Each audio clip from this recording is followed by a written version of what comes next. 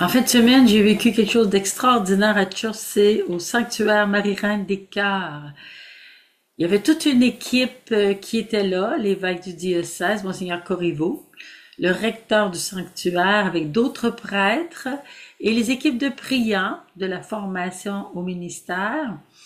Et nous avons vécu quelque chose de merveilleux.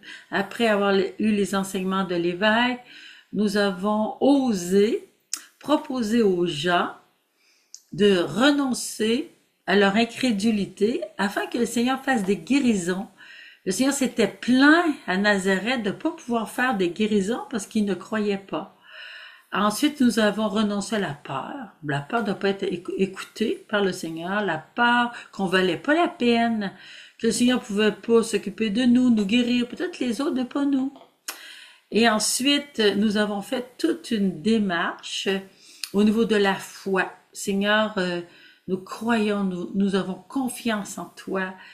Et on a écouté des témoignages. Et puis la dernière préparation, ce fut renoncer à le culte. Vous savez qu'aujourd'hui, c'est très populaire. On va vouloir savoir l'avenir à travers la divination. On veut consulter nos morts à travers le spiritisme.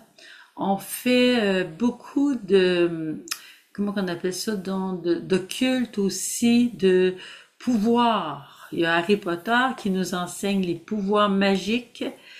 Et le Seigneur nous dit que c'est pas comme ça qu'il lui guérit, mais à travers un service dans l'Esprit Saint, il nous donne la grâce de, au nom de Jésus, de demander des guérisons. Alors on a demandé aux gens s'ils acceptaient de renoncer au yoga, Reiki, au pouvoir de toutes ces choses que de magie. Et les gens ont fait des grandes démarches. Et ensuite, on a demandé des guérisons. Le Seigneur a guéri des bouches, des oreilles, des épaules, des genoux, des pieds.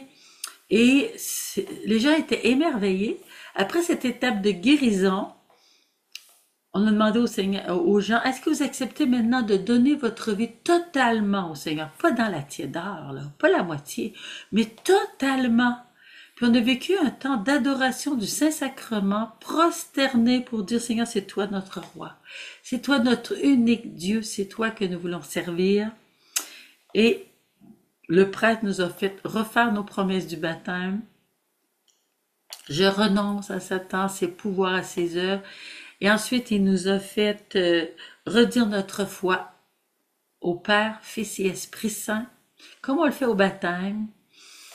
Et ensuite, les équipes ont tout entouré les gens et nous avons demandé l'Esprit Saint pour une nouvelle Pentecôte, une vie nouvelle, une vie avec le Seigneur, dans la paix, dans l'amour, dans la joie. Les gens ont vraiment vécu ce contact du cœur avec Jésus. Alors, multiplions ces rencontres dans nos diocèses parce que ça fait vraiment du bien. Je te salue. Au revoir.